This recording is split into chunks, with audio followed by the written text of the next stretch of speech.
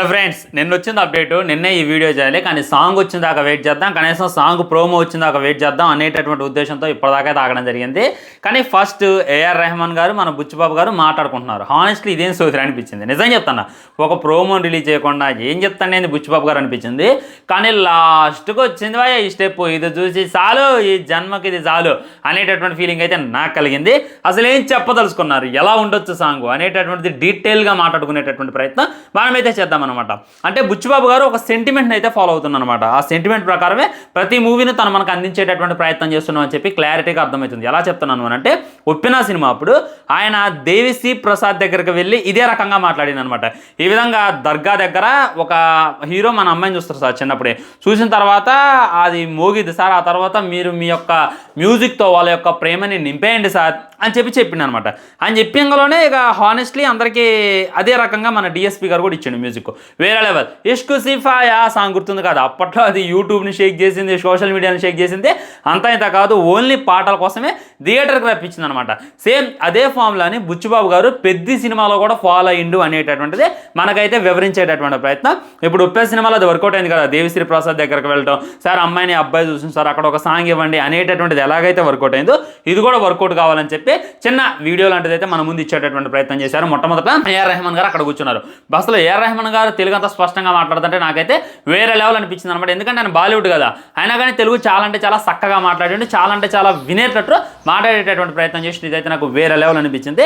ఏం చెప్పినంటే, ఏఆర్ రెహమాన్కి మన బుచ్చిబాబు గారు చాలా పెద్ద ఫ్యాన్, వాళ్ళ ఫ్యామిలీ వాళ్ళు, తన తమ్ముడైన వాళ్ళందరూ కూడా చాలా అంటే చాలా పెద్ద ఫ్యాన్స్. సో ఈ సినిమాకి ఎవరిని మ్యూజిక్ డైరెక్టర్గా తీసుకుందాంరా అనేటటువంటి ఆలోచన ఆయన పడిపోయిందంట. కానీ అదేటటువంటి టైంలో ఏఆర్ రెహమాన్ అయితే గుర్తొచ్చిందంట. ఆయన పాత పాటలైన అబ్బో, ఏఆర్ రెహమాన్ గురించి నేను స్పెషల్గా నేను మీకు పరిచయం చేసే అవసరం లేదు, ఆస్కార్ అవార్డు విన్నర్ ఆయన.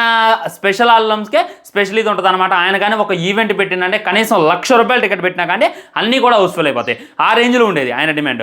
ఆయన డైరెక్ట్గా తెలుగు సినిమా ఇంత మట్టికి చేయలేదు. అదే మన రామ్ చరణ్ గారి సినిమా తీసేటటువంటి అవకాశం వచ్చింది, దీన్ని అసలు వదులుకునేటట్టు ఆయన అయితే కానట్లేదంట.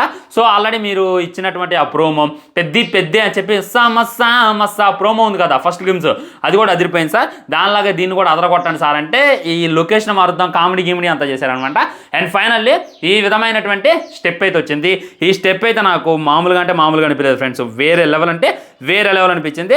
ఇక దీని గురించి డిస్కషన్ చేసుకుంటూ పోతే ఒక్క మొక్కలో అయితే అసలుగా అయిపోదు అనమాట. ముఖ్యంగా ఏంటంటే రామ్ చరణ్ అన్న స్టెప్స్ వేరే లెవెల్ అంటే వేరే లెవెల్ అనిపించింది. ఎందుకంటే అలా ఎక్స్పెక్ట్ చేయలేదు నేను, ఈ రేంజ్లో మనకి ఇచ్చేస్తున్నాం అని చెప్పి అసలుగా నేను ఎక్స్పెక్ట్ చేయలేదు. దానికంటే ముందు ఇచ్చేసింది అనమాట.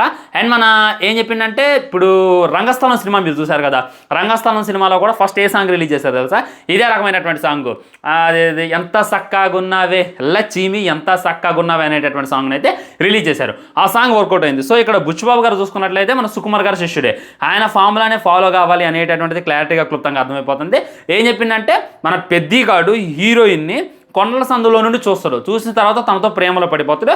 ఆ తర్వాత చక్రి అనుకుంటాడు. చక్రి అంటే అక్కడ ముద్దుగా పిలుచుకునేటటువంటి పేరు. పెద్ది అనేటటువంటిది ఒక వేరే ప్రపంచం ఫ్రెండ్స్. ఇప్పుడు రంగస్థలం అనేటటువంటిది వేరే ప్రపంచం. ఎలాగో ఒక ఊరిలోకి మనల్ని ఎలా త్వరకాయ ప్రవేశం చేపించారో, ఒక ప్రాంతంలోకి మనల్ని ఎలాగైతే త్వరకాయ ప్రవేశం చేపించారో, అదేవిధంగా పెద్ద సినిమాలో మనల్ని ఒక విలేజ్ బ్యాక్ డ్రాప్లోకి తీసుకెళ్ళబోతున్నారు అనేటటువంటిది ఈ ప్రోమో చూస్తే నాకైతే క్లారిటీగా అర్థమైంది. అంటే ఇప్పుడు రంగస్థలంలో కూడా మనం ట్రాన్స్ మర్చిపోతాం, హైదరాబాద్లో ఉన్నామా, మనం ఖమ్మంలో ఉన్నామా, మనం సూర్యాపేటలో మనం థియేటర్లో ఉన్నామా అనేటటువంటిది కంప్లీట్లీ మర్చిపోయి అక్కడ కుమార్ బాబుకి, చిట్టి బాబుకి అలా కనెక్ట్ అయిపోతాం. అదేవిధంగా ఈ సినిమాలో కూడా మన పెద్దిగాడికి మనం అలా కనెక్ట్ అవ్వబోతున్నాం అనేటటువంటిది క్లారిటీగా అర్థమవుతుంది, దాంట్లో డౌటే లేదు. ఆల్రెడీ చెప్పింది కదా, ఒక విలేజ్లో హీరోయిన్ మన పెద్దిగాడు కొండల సందులో నుండి చూస్తారు, లొకేషన్ కూడా అదిరిపోయింది. ఆల్రెడీ ఒక వీడియో లీక్ అయింది కదా, చెట్టు కొమ్మ మీద నుండి మన రామ్ చరణ్ అన్న డ్యాన్స్ వేసేటటువంటి వీడియో, అదే లొకేషన్ అని చెప్పి క్లారిటీగా అర్థమవుతుంది. జస్ట్ మనకి కింద వేసినటువంటి స్టెప్ మట్టిగా రిలీజ్ చేశారు, ఇంకా చాలా స్టెప్స్ ఉండే అవన్నీ కూడా ఫుల్ సాంగ్లో రిలీజ్ చేసేటటువంటి ప్రయత్నం చేస్తున్నారని చెప్పి క్లారిటీగా క్లుప్తంగా అర్థమైపోతుంది అనమాట. ఈ చికిరి అనేటటువంటి దాని గురించి మాట్లాడుకుంటే చాలా అంటే చాలా ఉంది ఫ్రెండ్స్, చాలా అంటే ఇది ఉందన్నమాట. ముఖ్యంగా ఏంటంటే నాకు ఇందులో బాగా నచ్చింది లాస్ట్లో వచ్చేటటువంటి ఆ వాయిస్, ఓహో అనేటటువంటి మ్యూజిక్ ఏదైతే ఉందో ఇంకా వేరే లెవెల్ అంటే వేరే లెవెల్ అనిపించింది.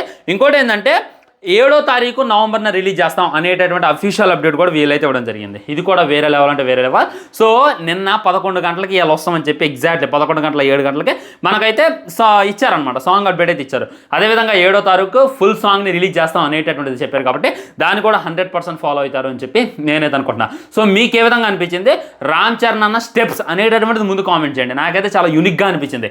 లైక్ రంగస్థలంలో మన ఐటమ్ సాంగ్ ఉంటుంది కదా, ఐటమ్ సాంగ్లో రామ్ చరణ్ ఎలా స్టెప్స్ వేస్తాడు ఆ విలేజ్కి తగ్గట్టు ఇప్పుడు సూపర్ స్టెప్స్ వేయొచ్చు. నాయక్ సినిమాలో లైలా ఓ లైలా ఆజా ఓ లైలా ఎలా ఉంటాయి స్టెప్స్, అలా స్టెప్స్ వేయొచ్చు. త్రిబుల్-ఆర్లో వేసినట్టు నాట్ స్టెప్స్ వేయొచ్చు. ఆయన తలుచుకుంటే ఎలాంటి స్టెప్స్ అయినా వేయొచ్చు, దాంట్లో డౌట్ లేదు. కానీ ఆ విలేజ్కి అర్థమయ్యేటట్టు, లైక్ ఆ విలేజ్లో ఉండే వాళ్ళు ఏ విధమైనటువంటి డ్యాన్స్ వేస్తారో అలా డ్యాన్స్ వేయాలి. స్టెప్స్ చూడగానే చాలా ఈజీగా అనిపించాలి, కానీ వేయాలని చెప్పి ట్రై చేస్తే మన తాటు ఊడిపోవాలి, అలా ఉండాలి. అది మెయిన్ రామ్ చరణ్ మెయిన్ బ్రెయిన్లో పెట్టుకుంది అదే అనమాట. ఆల్రెడీ ఎక్స్పీరియన్స్ ఉన్నటువంటి యాక్టర్, అలాంటి రంగస్థలం అనేటటువంటి సినిమా తీసి బ్లాక్ బస్టర్ కొట్టినటువంటి యాక్టర్.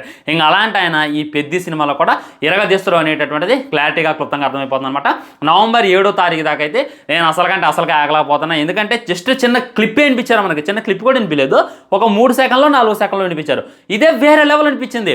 ఓహో అని చెప్పి వచ్చేటటువంటి మ్యూజిక్ కనీసం ఒక లిరిక్ వినిపించలేదు. చకిరి అని చెప్పి మన రామ్ చరణ్ అన్న 2 ఊపులు పిండు. అదే మనకు కనిపిస్తే అదే ఈ రేంజ్లో ఉందంటే ఇక ఫుల్ వీడియో సాంగ్ ఏ రేంజ్లో ఉంటుంది అనేటటువంటిది జస్ట్ ఇమాజిన్ చేసుకోండి. మన నరనరాల్లోకి వెళ్ళిపోద్ది అనమాట. ఎంత చక్కగా ఉన్నావే సాంగ్ ఎలాగైతే మన నరనరాల్లో దూసుకెళ్ళిందో, మనం ఏదో డ్రగ్ ఎక్కించుకున్నట్టు ఎలా అయితే ఎక్కించుకున్నామో అదే రేంజ్లో ఈ చకిరి కూడా ఎక్కిద్ది అనేటటువంటిది నాకైతే క్లారిటీగా అర్థమైపోతుంది అనమాట. ఇక ఏఆర్ రెహమాన్ మాస్ కంబ్యాక్ ఉంటుంది. ఎందుకంటే ఆయన చాలా సినిమాలో వర్క్ చేసిండు. పాపం ఆయన చాలా సినిమాలు ఫ్యూయస్గా ఫ్లాప్ అవుతూనే ఉన్నాయి. ఒక Chhaava cinema block buster hit కొట్టింది రీసెంట్ టైమ్స్లో, కానీ ఆయనకు అదంత మంచి పేరు తెచ్చిపెట్టలేదు. పైగా ఆయన తిట్టారు కదా, ఏఆర్ రెహమాన్ ముస్లిం కాబట్టి చావా సినిమాకి సరిగ్గా మ్యూజిక్ ఇవ్వలేదని చెప్పి ఇప్పటికి కూడా చాలామంది ఆయన ట్రోల్ చేయడం నేను నా కళ్ళారా చూసా. ఈ విధంగా ఒక హిందీ డైరెక్టర్ చేయలేంది, ఒక బాలీవుడ్ డైరెక్టర్ చేయలేంది మన తెలుగు డైరెక్టర్ చేసి ఏఆర్ రెహమాన్కి బ్లాక్ బస్టర్ హిట్ ఇవ్వబోతుండో, బ్లాక్ బస్టర్ మూవీ ఇవ్వబోతుండో అనేటటువంటి క్లారిటీగా క్లుప్తంగా అర్థమైపోతుంది ఫ్రెండ్స్. జాన్వీ కపూర్ని హీరోయిన్గా తీసుకున్నప్పుడు నేను నిజంగా డిసప్పాయింట్ అయినా. తన ఫస్ట్ లుక్ రిలీజ్ చేసినప్పుడు మరీ డిసప్పాయింట్ అయినా. ఏంది ఎలా పాడుపడ్డది లేం. దేవరా సినిమాలో ఏ ఫోజ్ అయితే చూసామో అదే ఫోజ్ కదా.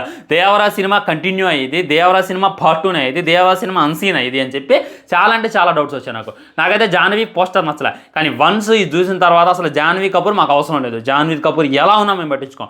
ఓన్లీ రామ్ చరణ్ అన్న dance, AR Rahman music, Buchibabu taking, ఈ 3 అయితే ఏదే లెవెల్ ఉండబోతుంది అనేటటువంటిది ఇంకా క్లియర్గా క్లుప్తంగా అర్థమైపోతుంది ఫ్రెండ్స్.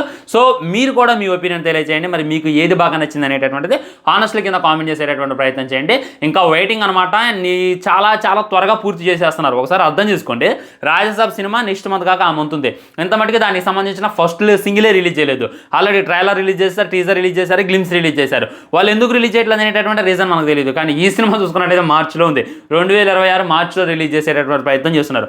అయినా ఇప్పుడే ఫస్ట్ సింగిల్ రిలీజ్ చేస్తున్నారంటే ఇక అర్థం చేసుకోండి వీళ్ళు మ్యూజిక్ని ఎంత గట్టిగా నమ్ముకున్నారు. మ్యూజిక్ అనేటటువంటిది మెయిన్ అనమాట ఏ సినిమాకైనా సరే. ఓన్లీ సాంగ్స్ ద్వారా థియేటర్కి రప్పించాలని చెప్పి మన బుచ్చిబాబు అయితే ట్రై చేస్తున్నారు. టీజర్ ఎంత బాగున్నా, ట్రయల్ ఎంత బాగున్నా, థియేటర్ వైపు ఆడియన్స్ అడుగులు పడతాయో పడవో అనేటటువంటిది సెకండరీ. కానీ సాంగ్స్ బాగున్నారా అనేటటువంటి ఒకే ఒక టాకొట్టే మట్టికి ఆటోమేటిక్గా ఆడియన్స్ థియేటర్లకి నడుచుకుంటూ వచ్చేస్తారు.